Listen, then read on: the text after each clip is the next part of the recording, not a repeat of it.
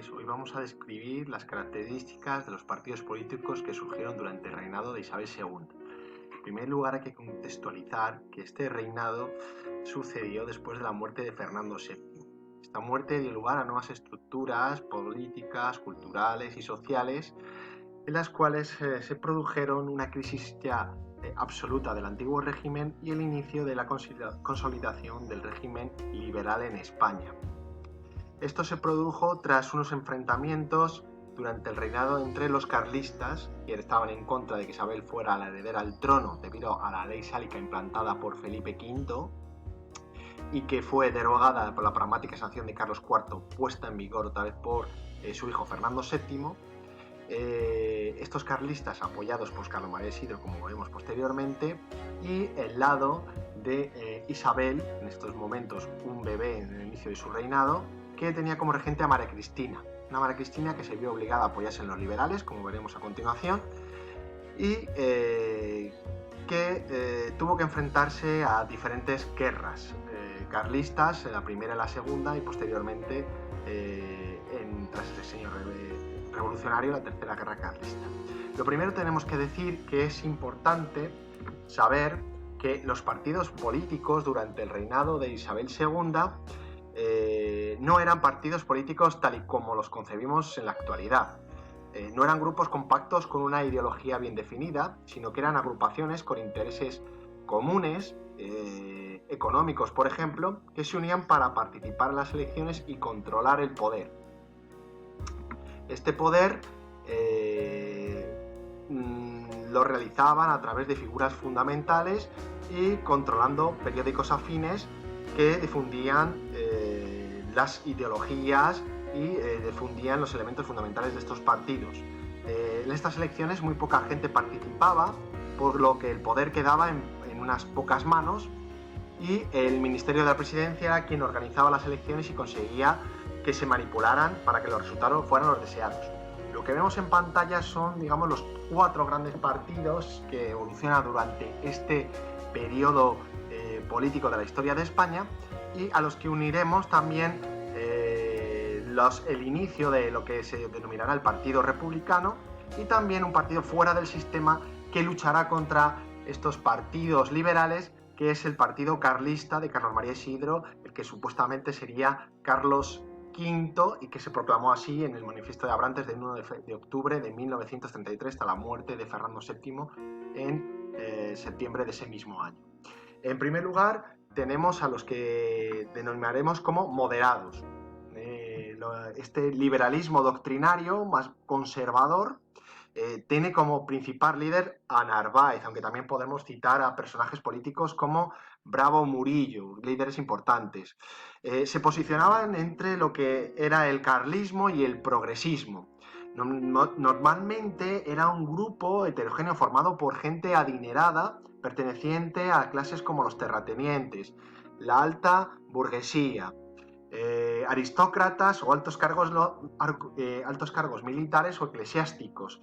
Dentro de su política, de su doctrina política, defendían sobre todo la propiedad individual, además de que defendían un sufragio censitario muy restringido, la soberanía compartida entre las Cortes y la Corona con amplios poderes para el rey y la limitación de los derechos individuales y colectivos.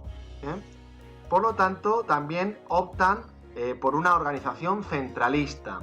Intentan frenar las desamortizaciones, las más importantes fueron de los progresistas, como veremos, de Madoz o Mendizábal, para reconciliarse con la Iglesia y la otorgan un papel social predominante. Además, van a crear la Guardia Civil para mantener el orden público y la vigilancia de la propiedad.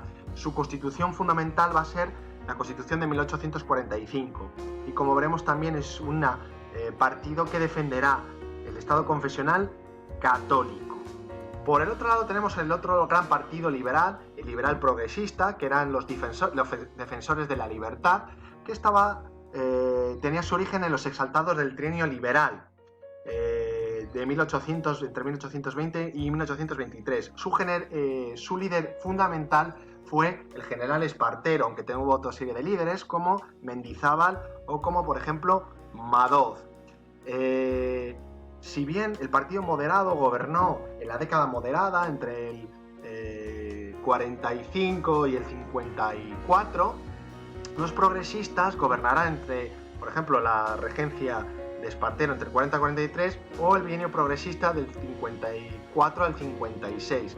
Estaba formado por la mediana y pequeña burguesía industrial y financiera, por las clases medias, empleados, artesanos, profesiones liberales como médicos, periodistas, abogados y oficiales del ejército, como era este mismo Espartero. Eran defensores de la libertad y además estaban a favor de la soberanía nacional, el predominio de las Cortes sobre el monarca, las desamortizaciones. Ya hemos visto que las principales, Madoz y Mendizábal, fueron obra de este partido, y el fortalecimiento de los poderes locales, además de una confesionalidad del Estado, pero con tolerancia religiosa, y un sufragio censitario más amplio que el del Partido Moderado. Se oponían a la influencia de la Iglesia, había una mayor tolerancia con otras religiones y sobre todo defendían la Constitución progresista de 1837. El tercero de los grandes partidos sería la Unión Liberal, que se produjo de una escisión en 1854, una escisión de los moderados, y que también atrajo a los más conservadores del progresismo. Se nutría, por tanto, a aquellos que estaban entre el partido moderado y el partido progresista. El líder fundamental fue O'Donnell, protagonista del final, junto con Narváez, del final del reinado de Isabel II tras esta década moderada. Se turnaron en el poder. Esta unión liberal defendía la soberanía compartida, el orden social y era partidario de las desamortizaciones, pero con un acuerdo con la Iglesia, no una ruptura, ¿no? Tras ese acuerdo que había llegado en 1853 el Partido Moderado con el concordato de la Santa Sede. La Unión Liberal, por lo tanto, gobernó junto con el Partido Moderado hasta el final del reino de Isabel II, y la muerte de O'Donnell como de Narváez supuso que Isabel se encontrara sin apoyo, y lo que veremos a continuación, el estallido de la Revolución, la gloriosa de 1868. Porque otro de los grandes partidos, escisión del Partido Progresista, va a ser el Demócrata, que se crea a partir de 1849, en esta escisión del Partido Progresista, y defendían una soberanía nacional representada en las Cortes, un sufragio universal importante, mayores libertades y derechos individuales, y el apoyo de la Milicia Nacional, creada por el Partido Progresista, ¿de acuerdo? Que defendía esta Milicia Nacional.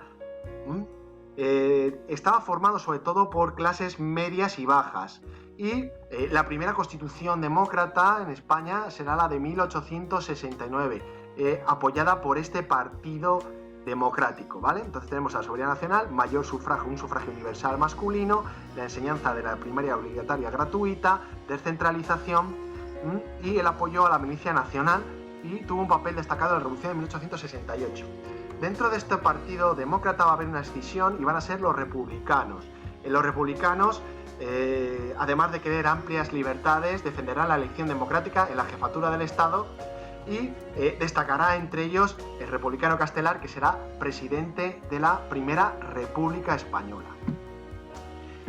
Como partido también, aunque fuera del sistema, estará el carlismo. Este carlismo, protagonizado por Carlos María Isidro tras la muerte de su hermano Fernando VII, defenderá el antiguo régimen, es decir, una monarquía absoluta, hereditaria, con todos los poderes, vinculada a una sociedad estamental con privilegiados, la nobleza, el clero y el tercer estado, con un estado confesional católico y con un lema: Dios, patria y rey, que defenderá además los fueros de los territorios, como por ejemplo los territorios de las provincias vascas o de Navarra, donde tendrá gran adscripción, al igual que zonas rurales de la España interior. Su lema define este movimiento, este partido: Dios, patria y rey. Y como veremos y como hemos dicho, se apoyará en las zonas rurales del País Vasco, Navarra, algunas zonas de Cataluña, Aragón, Maestrazgo, Valencia, Galicia y las dos Castillas. Por lo tanto, este partido político protagonizará 3 guerras carlistas, durante el reinado y durante la fase del sexenio revolucionario, el reinado de Isabel II, en la fase del sexenio revolucionario, y concluirá en los años 70 del siglo XIX con su derrota y su incorporación al sistema parlamentario, aunque siempre más bien fuera de él, defendiendo principios muy ultraconservadores. Aquí tenemos, para que podáis ver, la evolución desde los absolutistas a los carlistas, protagonizando las guerras carlistas. Tenemos también los liberales, defensores de la monarquía de Isabel II. María Cristina, la regente, no es que fuera de ideología muy liberal, pero se apoyó para derrotar a los partidarios de Carlos María Isidro. Y estos isabelinos se dividieron entre moderados y progresistas. El punto intermedio entre ambos formarán los representantes de la Unión Liberal, que posteriormente se consolidarán en los monárquicos isabelinos alfonsinos, como vamos a la evolución. Y los progresistas terminarán en monárquicos democráticos y se escindirá en 1849, tras la revolución de 1848, en los demócratas, que derivarán en los republicanos. Por último, vamos a ver los principales líderes de estos partidos.